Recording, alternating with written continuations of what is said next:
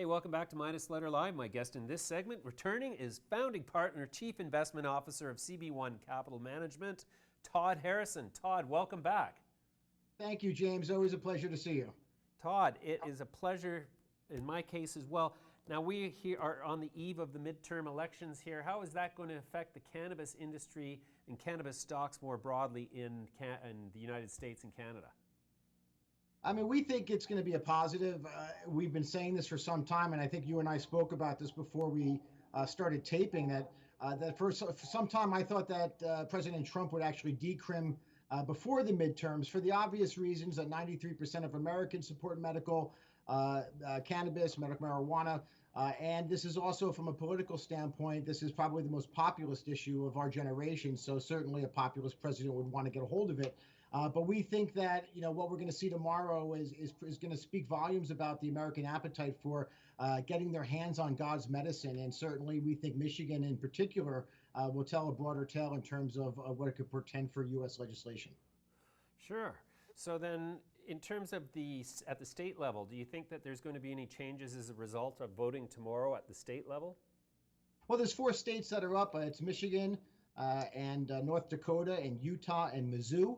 Are all up. Some of those are medical, some of those are recreational. But again, I think we're going to see more of the same in 2019. Massachusetts, New York, New Jersey, the Eastern Seaboard. We call it the inside out uptake, as well as the outside in globalization. So it's seemingly set up to meet on the borders of the United States of America.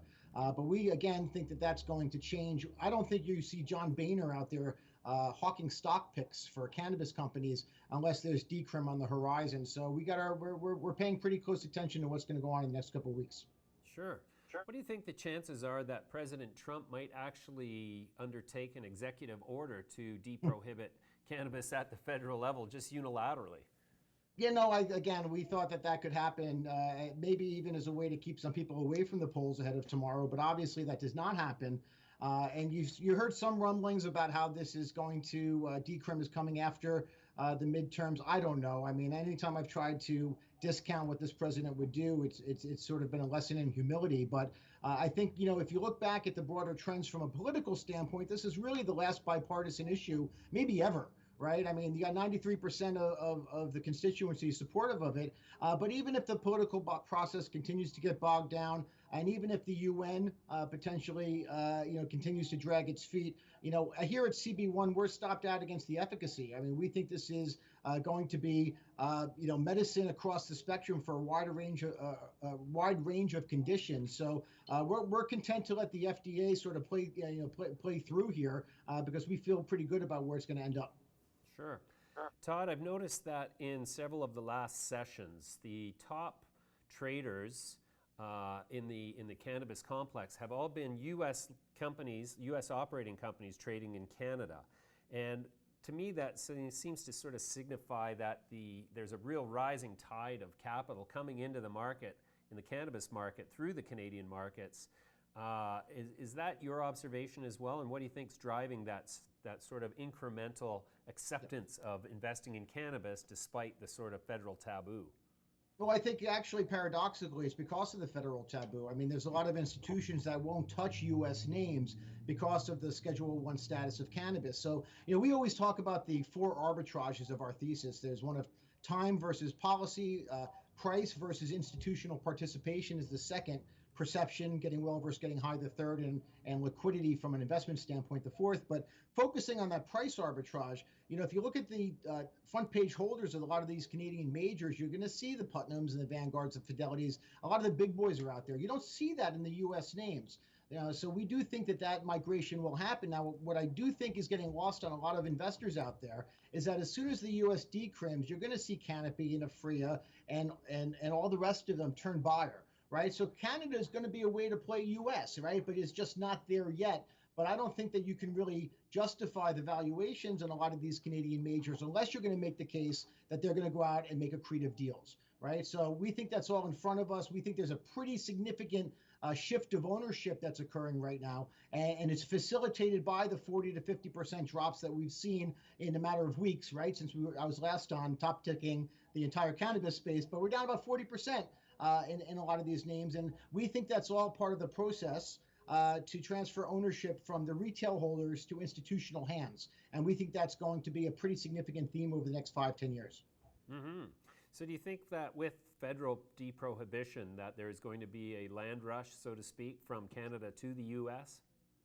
Sure. Yes, I do, and I think it's smart, right? I mean, they've got they've got the currency in their share price, right? So they could turn buyer, and we think a lot of those relationships have already been formed. There's been a lot of courting, a lot of maybe behind the scenes sort of conversations that are going on here. But certainly, we think the fangification, if you will, the fangification of the U.S. operators is going to unfold in the next, call it, couple months, right? You see all these IPOs coming to market. These are the leaders. They'll join Ianthus, which we think is the leader on the U.S. side, but certainly Green Thumb and there's a few others. Trulieve, we have positions in these names. But ultimately, a lot of talk about the share overhang. There's a lot of private stock that's going to come, lockup stock, we call it on Wall Street, that's going to come free. And this is all part of the process of transitioning ownership from the private hands to the institutional hands. So we think that's all natural. We'll figure out valuation and things like that going forward. But the table that's being set now is going to be used for a feast, I think, for the next decade. Sure. Okay, so fangification is an interesting concept to me. Are you suggesting that we're going to see these billion-dollar companies become multi-billion-dollar companies in short order? Well, I don't know about the order. I mean, certainly, and we always tell the story about how for everybody who's buying Canopy at 38, hoping it goes to 68, to somebody who owns it at 38 cents, who really doesn't care at this point.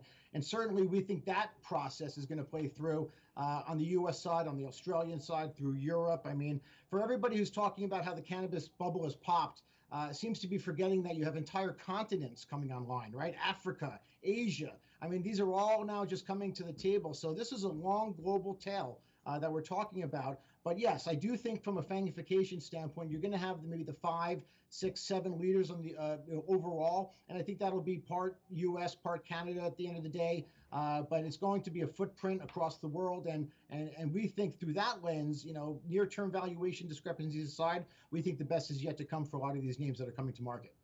Wow, that's great. So what do you make of, for example, the UK? Let's take that as an example. Six weeks ago, they were saying never, cannabis never. Now they're saying cannabis yes for medical reasons. I mean, that's 80 million person market strong, somewhere like that. So, the companies that get in there and actually get licenses and start selling cannabis in the UK market, do you think those are the potential to become like the next Tilrays in the UK scenario?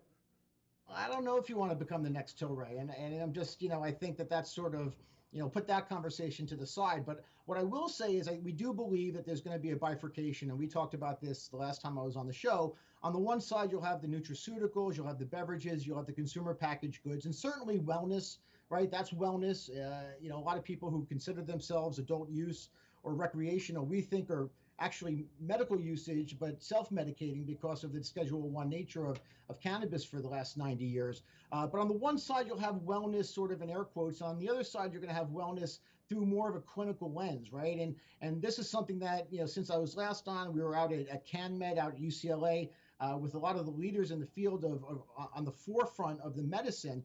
And the points that were all made were all valid, right? I mean, if you have somebody in your family who's genuinely sick and who needs medicine, you're not going to go to a dispensary and have some guy, cuff the market with this strain or that strain. You're going to go through the route where you're going to get it from your doctor, prescribed by your doctor. It's going to go through insurance. You're going to get it at a pharmacy, and it's going to be consistent, and it's going to be pure, and it's going to have the same standardization as the last batch that you took. So this whole process, we do believe, from a medical efficacy standpoint, indication by indication, over the next decade, you're going to see this migrate from drugs from state dispensaries to medicine prescribed by doctors covered by insurance.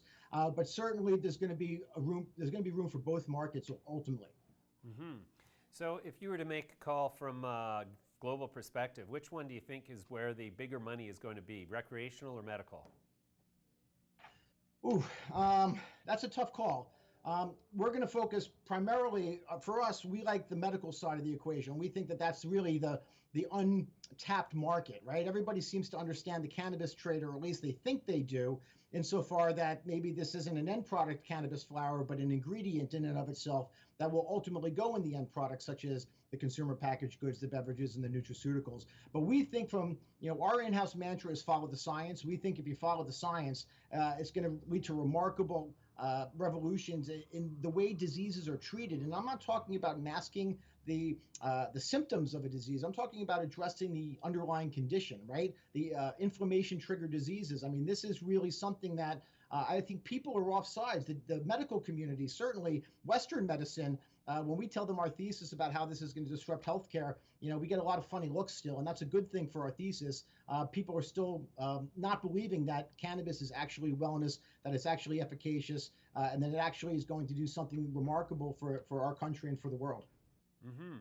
So do you think that the industrial hemp is making broad inroads now? It's legal in 50 states. You're now allowed to ship CBD cross borders across 50 states as long as it's derived from industrial hemp as opposed to marijuana. Now, I find that remarkably naive and sort of misleading, because no matter how you slice it, the industrial hemp plant and the marijuana plant is essentially cannabis sativa. And to say that you're only going to allow distribution of CBD products from industrial hemp is disingenuous at best, because if you extract the CBD from a low THC plant and concentrate it to 30 milligrams per milliliter, or you extract it from a 15 milligram THC plant, then it's essentially the same thing. So, Well, it strikes me that I'm shocked that you would suggest that you would mention the U.S. government and disingenuous policy in the same breath. But let's think about this, right? In 2016, if you go back and you read the DEA's letter about why they didn't reschedule cannabis, it was brilliant on their part. They took political cover. They said, it's not our purview to say whether there's medical efficacy. That's the FDA's purview. If and when they demonstrate efficacy, we will reschedule cannabis, right? And this was in 2016. They went out of their way in that letter to highlight potential evolutions in the childhood epilepsy market. And sure enough, we've seen now Epidiolex pass in June, and the Schedule 5 from the DEA more recently. Yet cannabis is still a Schedule 1. So why is this? And I think ultimately just follow the money, right? The only way the U.S. government could tax this is if it goes to the FDA, and I think indication by indication that's exactly what will happen. But we do see a grand bargain on the horizon. I just can't speak to when that's going to happen. Sure. All right, Todd. Well, very insightful as usual. We're going to leave it there for now and come back to you in due course. Thank you very much for your participation today. Yes, thank you, sir.